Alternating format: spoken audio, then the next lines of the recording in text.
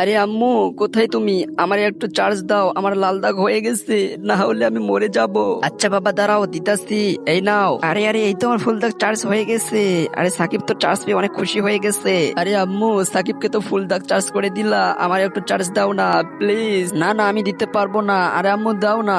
আচ্ছা ঠিক আছে। আরে এই তো আমার ফুল চার্জ হয়ে গেছে। আহা, কি মজা কি মজা। আরে ওদের চার্জ দিয়ে তো আমার বুকে অনেক যন্ত্রণা করতেছে। আরে জান, কোথায় তুমি? আমার একটু চার্জ করে দাও না, না হলে তো আমি মরে যাব।